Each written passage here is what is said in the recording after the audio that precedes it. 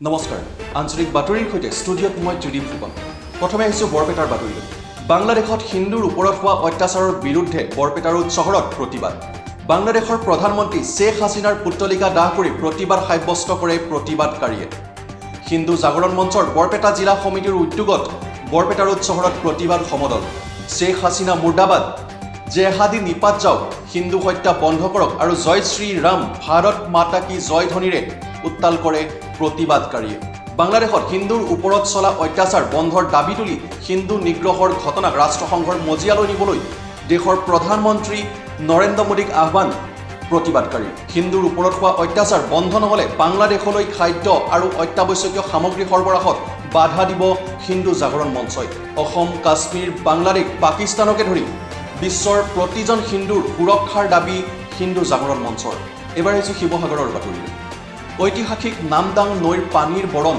হৈ পৰিছে ক'লা শিৱসাগৰ গেলেকীৰ বৃহত্তৰ অঞ্চলৰ গঞা ৰাইজৰ আশা ভৰসাৰ স্থল হিচাপে পৰিগণিত হোৱা এই নদীখন এতিয়া হৈ পৰিছে বিষাক্ত কিন্তু কিয় ক'লা হৈ পৰিছে এই নৈখনৰ পানীৰ ওপৰত পৰিছে তেলৰ ক'লা বৰণৰ চামনি ইফালে গেলা আৰু দুৰ্গন্ধ নাগালেণ্ডৰ পৰা বৈ অহা এই নামদাঙৰ পানী বিগত এটা সপ্তাহে হৈ আছে বিষাক্ত যি বিষাক্ত পানী সেৱন কৰি ইতিমধ্যে অসুখত ভুগিছে মানুহৰ লগতে জীৱকুলো এই নামদাঙৰ পানীৰ ওপৰত ভৰসা কৰিয়ে জীৱন নিৰ্বাহ কৰে গেলেকী গ্ৰামাঞ্চলৰ হাজাৰ হাজাৰ পৰিয়ালে খোৱা ধোৱা সকলোতে ব্যৱহৃত হয় এই নামদাঙৰ পানী কিন্তু এতিয়া এটোপাল খোৱা পানীৰ বাবে হাহাকাৰ অৱস্থা হৈ পৰিছে গাঁওবাসীৰ কিয়নো বৰ্তমান ক'লাবৰণ হৈ পৰিছে নামদাঙৰ বিশুদ্ধ পানী তাৰোপৰি কেইবা কিলোমিটাৰো ধৰি পানীৰ ওপৰত ধৰিছে তেলৰ ক'লা চামনি আৰু বিয়পি পৰিছে ইয়াৰ পৰা দুৰ্গন্ধ যি প্ৰকৃততে ভাবুকি কঢ়িয়াইছে নদীৰ মৎস্যকুলৰ লগতে কাষৰীয়া জীৱকুললৈ কিন্তু কাৰ ভুলৰ পৰিণাম ভুগিছে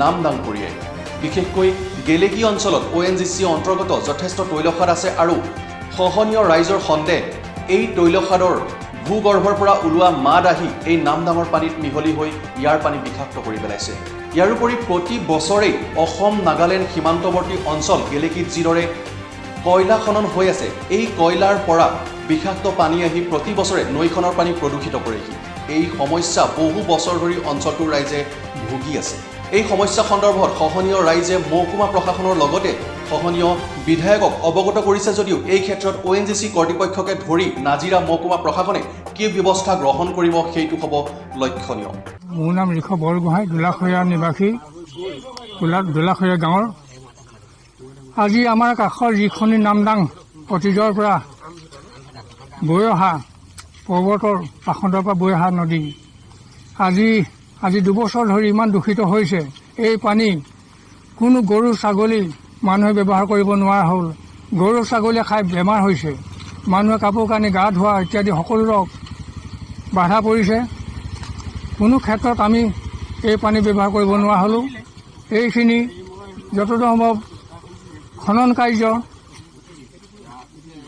ONGCৰ কোনোবা এটা দূষিত হৈ এই পানী আমাৰ বিশুদ্ধ হৈছে ইয়াৰ কোনোবা এটা কিবা ব্যৱস্থা এটা আপোনালোকে গ্ৰহণ কৰে যেন ইয়াকে কৈ শুনা এবাৰ আহিছোঁ গোলাঘাটৰ বাতৰি যোৱা 13 অক্টোবৰ 2021 তাৰিখে বাংলাদেশৰ কুমিল্লাই জিলাত দুৰ্গা পূজাত হিন্দুসকলৰ ওপৰত বাংলাদেশৰ মৌলবী সমাজে বিশেষকৈ মুছলমান ধৰ্মীয় লোকসকলে বাংলাদেশৰ সংখ্যালঘু হিন্দুসকলৰ দুৰ্গা পূজা মণ্ডপসমূহ ধ্বংস কৰাৰ লগতে হিন্দুসকলক বাংলাদেশৰ পৰা নিষেধ কৰাৰ যি ষড়যন্ত্ৰ চলাইছে তাৰ প্ৰতিবাদত হিন্দু যুৱ পৰিষদ অসমে ঘোৰ নিন্দা কৰাৰ লগতে এয়া এক ধাৰ্মিক আক্ৰমণ বুলি অভিযোগ কৰি গোলাঘাট ৰাজপথত শেখ হাছিনাৰ প্ৰতিকৃতি দাহ কাৰ্যসূচী ৰূপায়ণ কৰা দেখা যায় বাংলাদেশৰ প্ৰধানমন্ত্ৰী শেখ হাছিনা সম্পূৰ্ণৰূপে বাংলাদেশৰ হৈ সংখ্যালঘু হিন্দুসকলক ৰক্ষণাবেক্ষণ দিয়াত ব্যৰ্থ হৈছে বাংলাদেশত 1947 চনৰ হিন্দুৰ জনসংখ্যা আছিল প্ৰায় 22% আৰু 2021 চনত হ'লগৈ 7.8 অৰ্থাৎ প্ৰতি বছৰে বাংলাদেশৰ পৰা প্ৰায় 2.9 লাখ হিন্দুৰ পলায়ন অথবা ধৰ্ম পৰিৱৰ্তন কৰা হৈছে সেয়ে আজি হিন্দু যুৱ পৰিষদ অসমে ভাৰতীয় প্ৰধানমন্ত্ৰী নৰেন্দ্ৰ মোদী গৃহমন্ত্ৰী অমিত শ্বাহৰ লগতে বৈদেশিক মন্ত্ৰী সুবৰ্ণমণি জয়শংকৰক বাংলাদেশ আৰু পাকিস্তানৰ সংখ্যালঘু হিন্দুসকলক ৰক্ষণাবেক্ষণ দিয়াৰ ব্যৱস্থা কৰাৰ লগতে ৰাষ্ট্ৰসংঘৰ মজিয়াত এই ঘটনাসমূহৰ ওপৰত এক বিশেষ পদক্ষেপ ল'বলৈ আহ্বান জনাইছে লগতে দাবী জনাইছে যে বাংলাদেশক শাস্তিমূলক শিক্ষা হিচাপে ভাৰত বাংলাদেশৰ আমদানি আৰু ৰপ্তানি সামগ্ৰীসমূহ আৰু অৰ্থনৈতিক ব্যৱস্থাসমূহ কিছুদিনৰ বাবে বন্ধ কৰাৰ দাবী তুলিছে সংগঠনটোৱে আজিৰ পুতলিকা দাহ কাৰ্যসূচীত উপস্থিত থাকে কেন্দ্ৰীয় সমিতিৰ সভাপতি পল্লৱ শইকীয়া, গোলাঘাট জিলাৰ ভাৰপ্ৰাপ্ত সভাপতি বিমল ফুকন, বীৰেন ৰবি দাস আদি বহুতো সদস্য। আমাৰ আজি বৰ সঁচাকৈ দুৰ্ভাগ্যজনক কথা যে বাংলাদেশত আমাৰ হিন্দুসকলক কোনো মানে ৰক্ষণাবেক্ষণ দিব পৰা নাই কিয়? যিহেতু তেওঁ বাংলাদেশৰ পাকিস্তানত আমাৰ হিন্দু মানুহসকল আছে, তো তেওঁলোকক আজি যদি প্ৰধানমন্ত্ৰীত থকাৰ পাছতে বাংলাদেশৰ তেওঁলোকে আজি ইমানখিনি অত্যাচাৰ কৰাই আছে যে কিহৰ কাৰণে কৰাই আছে।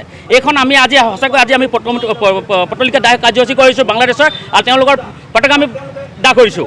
যিহেতু আমি এটা কথাই কওঁ যে স্পষ্টকৈ নৰেন্দ্ৰ মোদী ডাঙৰীয়া আৰু অমিত শ্বাহ ডাঙৰীয়া যিহেতু ইয়াৰ ওপৰত এটা আইনী ব্যৱস্থা কৰিব লাগে যে যিহেতু আমাৰ হিন্দুসকল সমাজত মানে সুৰক্ষিত হৈ থাকিব লাগে, আৰু সেইটো কাৰণে আজি আমি নৰেন্দ্ৰ মোদী ডাঙৰীয়াক আৰু অমিত শ্বাহ ডাঙৰীয়াক এই মঞ্চৰ পৰা আমি হিন্দু যুৱ পৰিষদৰ পৰাই আমি তেওঁলোকক আহ্বান কৰিছোঁ যে তেওঁলোকে আমাৰ এই হিন্দুসকলৰ ওপৰত ৰক্ষণাবেক্ষণ দিয়ক আৰু মানে সুৰক্ষিত হৈ থাকক। 13 অক্টোবৰত যিটো ঘটনা হৈ আছে, বাংলাদেশত যিটো দুৰ্গা পূজাৰ মণ্ডপ ভাঙি মৌলবীয়ে যিটো মুছলমান সমাজে বাংলাদেশৰ যিখিনি সংখ্যালঘু আমাৰ হিন্দু মানুহ আছে 1 কোটি 10 লাখ হিন্দু লোক আছিলে তাত 1948 চনত, আজিতো কমিলেই। যিখিনি অত্যাচাৰ অমানৱীয় ঘটনা হৈ আছে বাংলাদেশৰ প্ৰধানমন্ত্ৰী শ্বেখ হাছিনাই কোনোমধ্যে এক উল্লেখজনক তাৎপৰ্য গ্ৰহণ কৰিব পৰা নাই। আমি ইয়াৰ যোগেদি নৰেন্দ্ৰ মোদী ডাঙৰীয়াক, অমিত শ্বাহ ডাঙৰীয়াক আৰু এছ শংকৰ ডাঙৰীয়াক আমি এটা অনুৰোধ জনাইছোঁ, অতি সোনকালে বাংলাদেশক শিক্ষা দিব লাগে। যিটো আমদানি আৰু ৰপ্তানি যদি আমাৰ চলি আছে সেইখিনি বন্ধ কৰাব লাগে, আৰু ইউএনত ৰাষ্ট্ৰসংঘত এই বিষয়ে উত্থাপন কৰিব লাগে, আৰু অতি সোনকালে হিন্দুক অত্যাচাৰ কোনো পধ্যে সহ্য কৰা নহ'ব বুলি আমি স্বীকাৰ কৰিছোঁ আৰু হুংকাৰ দিছোঁ বাংলাদেশী চৰকাৰক। বাংলাদেশক গো বেক বুলি কৈছে, লোকে পাহৰিব নালাগে 1971 চনত ভাৰতবৰ্ষই আজি বাংলাদেশক স্বাধীন কৰাত যি ভূমিকা লৈছিলে, হিন্দু নাথাকিলে সনাতনী সত্তাৰ ওপৰত কোনোমতে আমি সহ্য কৰিব নোৱাৰিম, এই কথা আমি স্বীকাৰ কৰিছোঁ হিন্দু জনসাধাৰণৰ মঞ্চৰ পৰা। এবাৰ জনাবলৈ ওলাইছোঁ গোলাঘাটৰ আন এটা খবৰ। গোলাঘাটত মৰেল পুলিচিং। প্ৰায় 6-7 জনীয়া মৰেল পুলিচৰে এটা দলে গুৰুলকৈ প্ৰহাৰ কৰিলে এজন কিশোৰক। এই কিশোৰজনৰ দুখ মাত্ৰ ইমানেই যে তেওঁ স্কুটি চলাই থকা অৱস্থাত নিয়ন্ত্ৰণ কৰিব পৰা নাছিল, আৰু বলেৰো গাড়ীখনত স্কুটিৰ হেণ্ডেল লাগি যোৱাৰ ফলত আৰম্ভ হয় এই মৰেল পুলিচিং। আজিকালি যিকোনো ঘটনা সংঘটিত হোৱাৰ পিছতে মৰেল পুলিচিঙৰ নামত হোৱা ঘটনাৰ সকলোৱে গৰিহণা দিয়া সময়তে আজি গোলাঘাটৰ ৰাজপথত হোৱা এই কাণ্ডৰ বাবে আৰক্ষীয়ে কি ব্যৱস্থা গ্ৰহণ কৰিব সেয়া হ'ব লক্ষণীয়। চাইড দিয়া হওঁতে হেণ্ডেলটো লাগি গ'ল, মানে চপাই দিছিলে যে হেণ্ডেলটো লাগি গ'ল কাৰণে মোক গোটেইখিনিয়ে মোক মাৰিছে, মোৰ মাথাই চাথাই চবতে মোক মাৰিছে।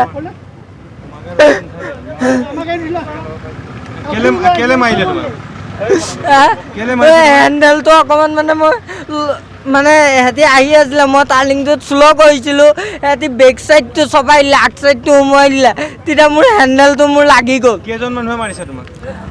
কমচে কম আপোনাৰ 6-7 জনে মানে মোক মাৰিছে।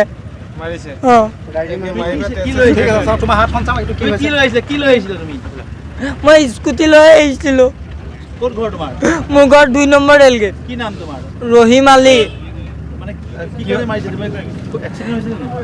এক্সিডেণ্ট হৈছিলে, মানে এই হেণ্ডেলটো মোৰ লাগি গ'ল কাৰণে মোক চবেই মোক মাৰিলে। মানুহকেইটা এইখন গাড়ী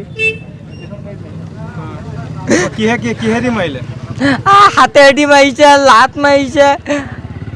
এতিয়া আহিছোঁ ধুবুৰী বাতৰিলৈ। ধুবুৰী ৰাজহ চক্ৰ বিষয়াৰ কাৰ্যালয়ৰ মাটিৰ দালালসহ পুনৰ লাট মণ্ডলাতক। দীৰ্ঘদিন ধৰি ধুবুৰী ৰাজহ চক্ৰ বিষয়াৰ কাৰ্যালয়ত দালালেৰে ভৰি পৰা পৰিলক্ষিত হৈছিল। মুখ্যমন্ত্ৰী হিমন্ত বিশ্ব শৰ্মাৰ নিৰ্দেশমৰ্মে ধুবুৰীৰ ৰাজহ চক্ৰ বিষয়াৰ কাৰ্যালয়ৰ মাটি দালালৰ বিৰুদ্ধে ধুবুৰী আৰক্ষীয়ে বিভিন্ন স্থানত অভিযান চলাই আটক কৰিছিল কেইবাটাও মাটিৰ দালালসহ লাট মণ্ডলক। কিছুদিন পূৰ্বে লাট মণ্ডল হজৰত আলী মাটিৰ দালাল মিৰ্জা খানে জামিন লাভ কৰিছিল। পুনৰ ধুবুৰী আৰক্ষীয়ে লাট মণ্ডল হজৰত আলীৰ ঘৰত আৰু মাটিৰ দালাল মিৰ্জা খানৰ ঘৰত অভিযান চলায়।